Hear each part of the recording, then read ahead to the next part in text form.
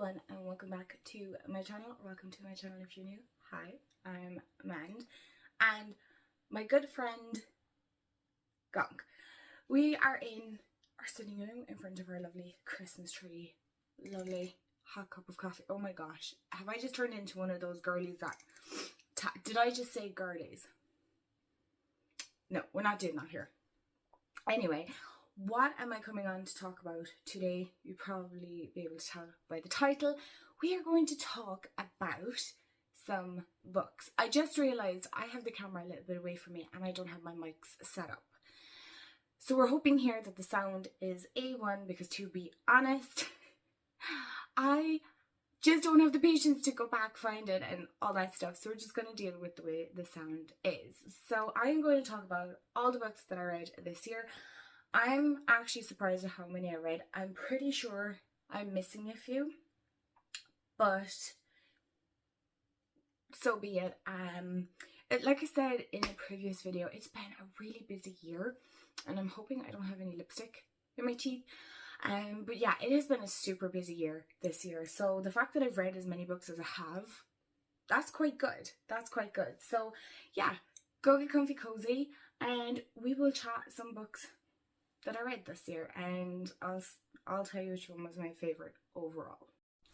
Okay, I actually forgot to address this at the start, but yes, I decided to cut my hair up. It's a bit shorter than what I had thought. I said below my shoulder, but I suppose I did put mousse into it. I suppose technically it is a little bit below my shoulder, but anyway, I'm kind of trying to style it. I don't know, I'm not the best at hair, so I do apologize if I try, you know, fix my hair and things like that in the camera. I do apologize, but we're here for the books, not my hair. But I just wanted to say I actually really like it, which is strange because normally I don't initially like my haircut until like 2 or 3 weeks after, and it's kind of grown a little bit, but my hair grows really quick. Anyway, let's talk some books. These are all fiction. I didn't include any non-fiction because I actually didn't read a whole pile of non-fiction this year. Look, again, it's just the way the year went, so I'm not even sorry. But the first one that I want to talk about is Sarah J. Maas's book, House of Flame and Shadow. Why are these so chunky? Why is this series, the books, they're so incredibly chunky?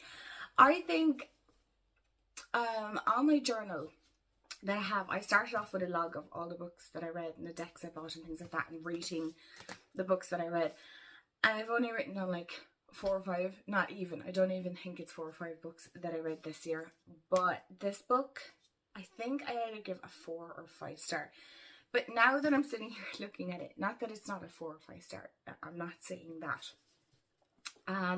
This isn't my favourite book from hers. I do still need to read Throne of Glass, so I think a lot of people say read Throne of Glass, ACOTAR, and then Crescent City. So I feel like that would take me a whole year, and plus I need to get the rest of the Throne of Glass series and whatnot. But that's not the point. The point is, these are ridiculously chunky books. Are they good? Yes, I enjoyed the first 2. I enjoyed this one too. But, spoiler, if you haven't read it, I would say just to skip ahead a small bit. Because I don't want to ruin the book for anyone. My freaking cover is going all out. Anyway, I'm not going to keep holding it up because this thing is heavy. It's chunky. I found that this book was like intense world building and intense on the characters, and I felt personally, and I know I read a lot of places, and then the more I thought about it, I was like, yeah, do you know what, you're kind of right. Bryce was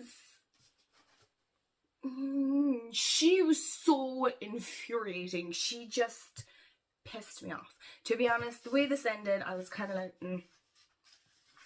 what the heck. I'm trying to think. Yeah, it ended like, okay, fine, whatever, you know, it's the end of the series, grand.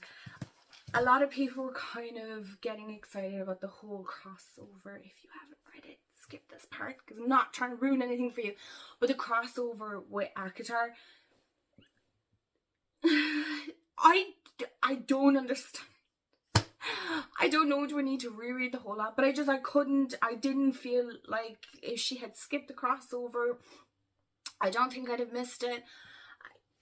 I don't think it added any more to this. Now, again, I'm sure all these worlds cross over. There's a lot of fan theories. To be honest, I just want to read the book. I want to enjoy the book, be immersed in the world. But I'm not going to be looking and trying to jot down all the theories that I'm coming up with and all the cross references between the books. I don't have the time. I don't have that brain mental capacity for it. I just want to enjoy the book. I want to enjoy the characters, and I kind of want to understand what's going on. I feel like because there was such a gap from when I read the first two, I think there was a little bit of a gap by the time this one came out, that I kind of have forgotten what had happened in this one. So I think now, looking back, I'd give it like a 3.5 stars at best. I don't think it's my favourite book from Sarah J Maas, to be honest. I don't. I like her books, but that's, you know, the whole consumerism and the amount of what's the word I'm looking for, like merchandise on this is just phew. I can't talk, I know, because I'm a big Harry Potter fan. There are, I mean, Harry Potter ornaments here and stuff like that. I don't know, I think I need to read Throne of Glass and kind of go from there. So the next one that I want to talk about is another series. I read a lot of series this year. Now I have another book included here, and I can't for the life of me remember, did I read it this year? Did I read it last year? So I'm including it in this year's one, just because it makes it look like I've read more books than what I have. Probably not, but anyway, not the point. Coffee break, and let's hope we didn't get lipstick everywhere. So the next one that I read, Iron Flame. Oh my god, this book. Okay, I think I give this a 4 star or 5 star. Again, early mend, late year mend, we're two different people at this stage. I don't even think we even know what's going on. I think I gave it a 4 star because I feel like everybody else was kind of hyping it up. Again, I didn't hate this, right? I didn't hate these books. I enjoyed reading them when I was reading them. But after, I feel like it just didn't impact me. There was so many unnecessary spicy scenes in this that I was like, it adds nothing to the story. Okay, no. Alright, yeah, no, I heard that myself. Not that spicy scenes add anything to the story, to be honest. They don't. Again, I don't mind spice in a book. I like a spicy book. It's fine. It's whatever, but it's not a complete, the only reason why I'd buy a book. I know there's a whole community that love that genre. Is that even a genre? I don't even think so. But anyway, not the point. When it's a fantasy book, okay, and you have like, okay, yeah, Sarah J Maas, there's a couple of spicy scenes. I don't think there was as many in this book, the third one, in Crescent City. I'm pointing and you can't even see. There was a couple in here that I was like, could we get on with it? Because I want to find out the story. I don't care. Just get on with it. Come on, hurry up. Why do we have so many pages that I was like, no, I'm just, okay, great. You're having a good time. I'm happy for you. I'm delighted. But can we move on? Because I want to know the story. Like, the first book had me in such a tight grip. I was just, oh my gosh, I couldn't wait for the second one. And then the second one came out. Now the ending was kind of like, what? And there's lots of theories, and yes, I'm very lucky. The third book has been pre-ordered for me, so I will be reading this. That's not the case, but I'll have to reread it again. But I remember I was flicking through some pages going, Jesus, let's wrap it up. Come on, I want to get on with the story. I want to know the story. Anyway, these are, it sounds like I've read really shitty books. I promise you, they're really not that bad. Yeah, I can see why I don't talk about books here too often. I promise you, they're good books. They are, but there's just, does it have to be? I love a chunky book, by the way. Can I just say that? I love a chunky book. Like, if it's thick, your girl is here. I'm like, yes, give me all the pages. But fill the pages with more than just smell. You can put a spicy scene in it. I'm here for it. I'm like, ooh, girl. Some of this stuff, not necessary. We could skip past that. You know, our imaginations can go. Just imagine it, right? Anyway, on this topic still of fantasy, I'll just keep with that and then in no particular order. I read this last month. Ride.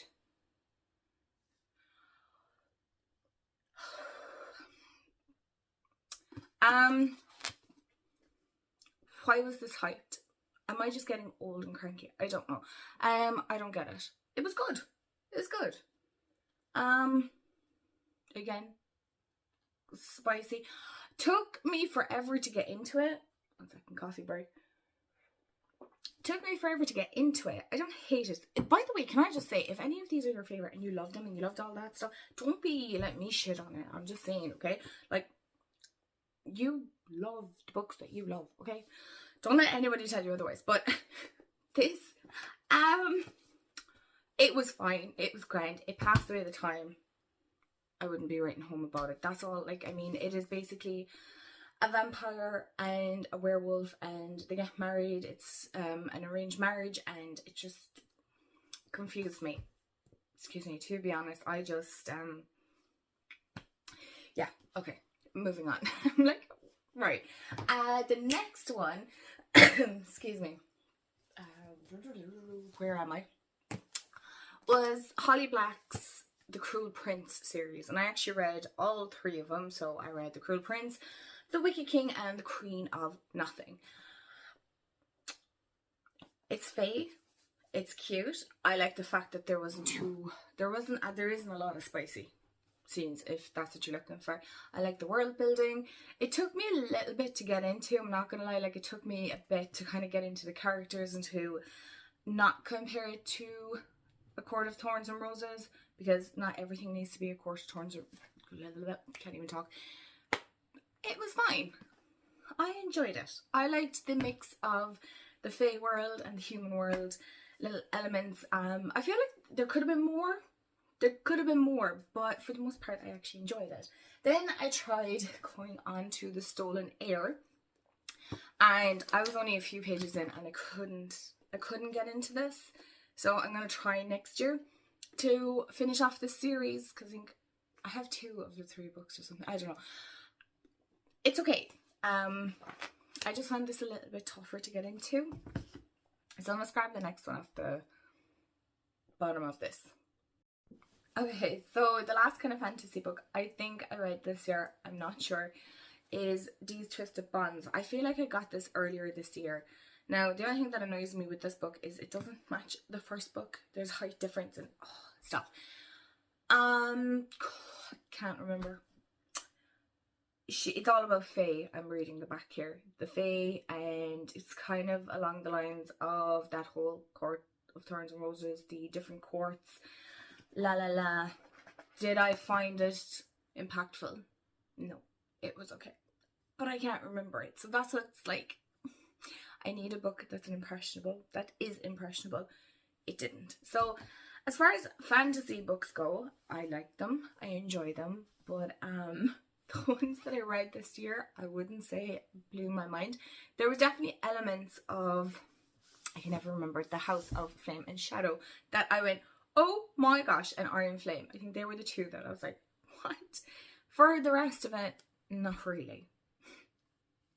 But look, you win some, you lose some. And so if you have any suggestions on really good fantasy books that are like on the actual story and the world building and things like that, please let me know. Don't mind a bit of spice, just please don't let it be the whole personality of the book. So the next ones that I've read, there's a whole kind of, these are more like fiction. These are all fiction, by the way. I got this one, The Education of Ivy Edwards. It's I got this second hand. I'm trying to think, where did we go? We went somewhere and it's like 3 for 10 or something like that. But I love this. So, adult life is hard, send help. Ivy Edwards is 31 years old, funny, shameless, and a bit of a romantic. She's also currently trying not to cry in the office toilet. Partly because she's just run out of money for fags, which is what we call cigarettes here in Ireland. A bit because her mom continues to annoy her. Definitely not because she's just been dumped by her fiancé. With her London life in a shambles and her family miles away in the Welsh valleys, Ivy doesn't actually feel like she belongs anywhere. At least she has friends and a bottle of vodka. Embarking on a journey of singlehood, Ivy is about to discover that sometimes having your life fall apart can be surprisingly fun. And I enjoyed this. It was really wholesome. I can't remember a whole pile of it, but I definitely remember, yeah, there's a part there where she kind of ends up working with the elderly and things like that, and I thoroughly enjoyed it. I thought it was very, very funny, and it was nice to read about a character that was like same age as me, and not just kind of reading of 18 and early 20-year-olds. It's nice to read in my own age category as well. So I enjoyed that. I thought it was very funny. It was quick, easy read. What can I say? The next one then is 1000 Stars and You, and this is by Isabella Broom. I don't know where I got this, but Alice is settling down. It might not be the adventurous life she once imagined, but more than anything, she wants to make everyone happy. Her steady boyfriend, her overprotective mother, even if it means a little part of her will always feel stifled. Max is shaking things up. After a devastating injury, he is determined to prove himself, to find the man beyond the disability, to escape his smothering family and go on an adventure. A trip to Sri Lanka is Alice's last hurrah, her chance to throw herself into the heat, chaos and colour of a place thousands of miles from home. It's also the moment she meets Max. Alex doesn't know it yet, but her whole world is about to change. Max doesn't know it yet, but he's the one who's going to change it. Oh my god, this book was just so fun. It was so wholesome. Sorry, you can see my ring light. I enjoyed every minute of this. I loved the whole adventure and being immersed in Sri Lanka and her journey through and her trip and her meeting of Max and getting kind of, I don't know, do you get Max's perspective? Oh, you do, because it actually flips between Alice's perspective and Max's, so it's a two-person point of view. I just loved this so much. It's just so, yeah, gorgeously romantic, definitely is the way I would too. I'm copying this. I would so, if you just want something that makes you swoon and just go, oh, that's so romantic and so cute, that's the book. If you just want something easy, breezy, no spicy scenes, then that's definitely the book. Let's have a coffee break. Okay, so we're getting into books that I'm was really enjoying. Okay, the two are from, oh my gosh, a controversial author, I think, on TikTok. No, it's not I think, I know, because I've seen people go off on one. I'm going to talk about it anyway, because we're not getting into that. No. I read these. I just realized I have one more book that I actually read, and I don't know, I'll have to find it. I'm definitely missing a book here. Or was it this one? No, it was this one that I actually started. Anyway, not the point. Right. Focus meant. So I got these secondhand on the bookshop.ie. You guys know how much I love that, and I love secondhand books. And It Ends With Us by Colleen Hoover, and It Starts With Us. For some reason, I don't know what it is with her books, I just fly through them.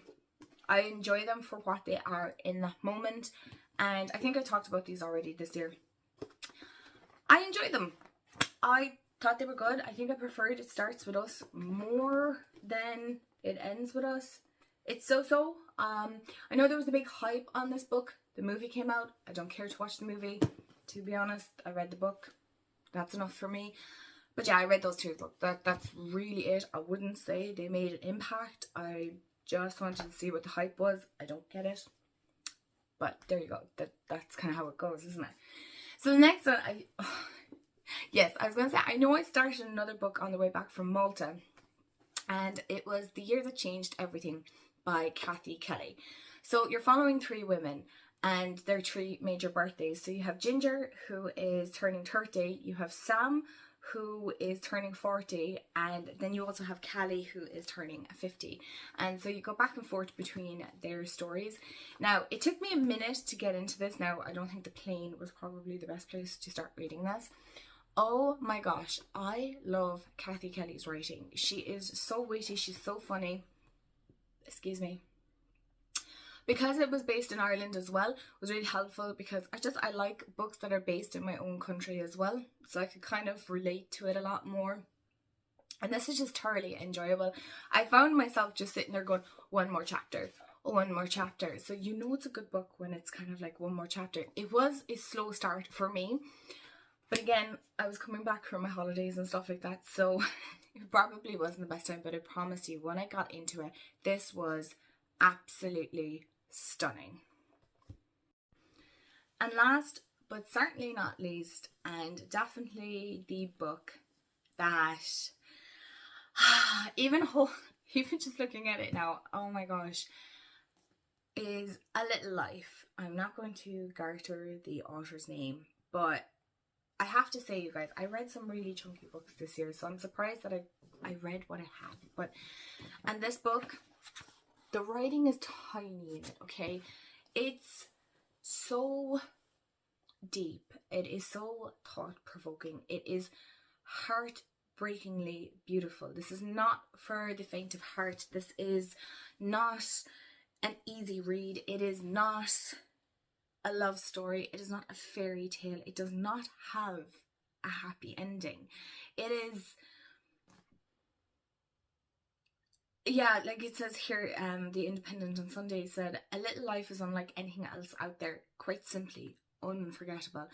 And I remember watching a TikTok and somebody saying, like, there isn't a day that goes by that they don't think of this book. And it's not that there isn't a day that goes by that I don't think of this book.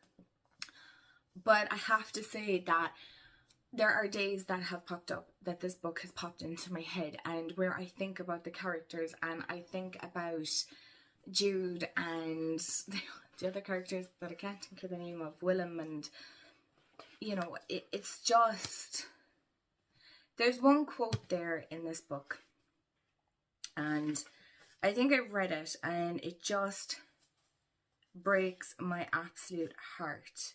I'm trying to think, where was it?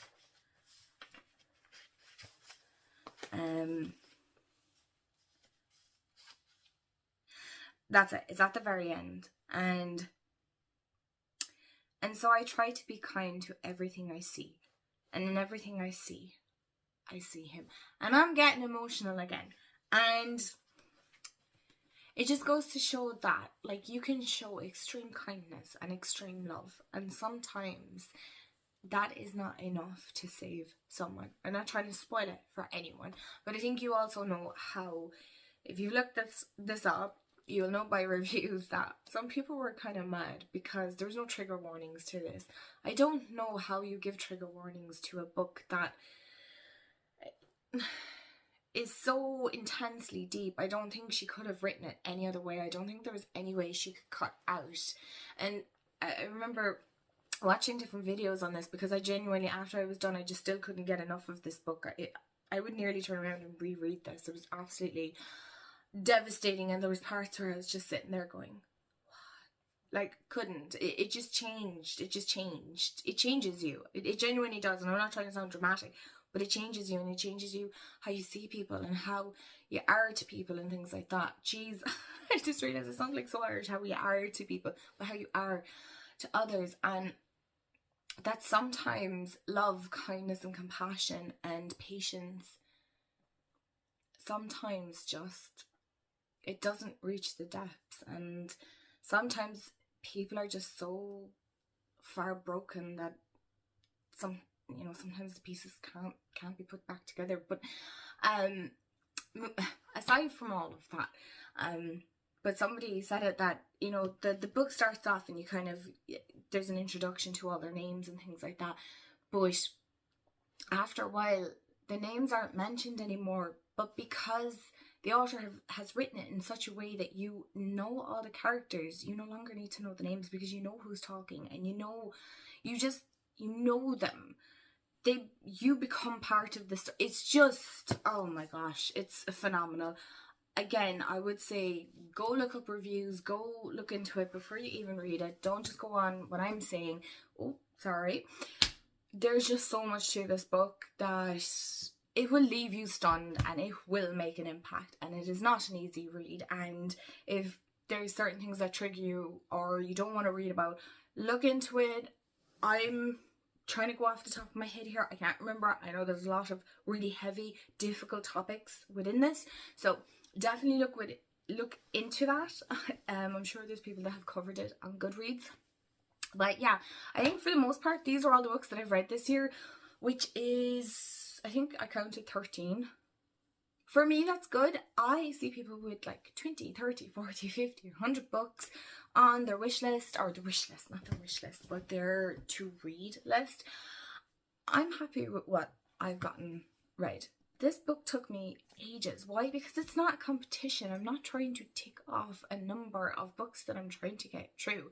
I am not a booktuber. I'm not book talker or anything like that. I read books because it's a hobby and I enjoy being immersed in a story, and I like sharing it here with you guys. But it's not a case of where I need to get through all these books. It's not necessary. I have no goals. If I read one book in the year, great. If I read 10 books in a month, fantastic. If I read 20 books in the year, that's even better than what I read now. But it's supposed to be fun. You're supposed to enjoy it. And these are the books that I've read, and I've enjoyed it. I think there was only one book I DNF'd. Or was there two? But there was a Christmas book. I know there's another Christmas book I did finish, but I didn't include it here. I think it was the Christmas in Castle. I don't know what it's called. Anyway, it doesn't matter.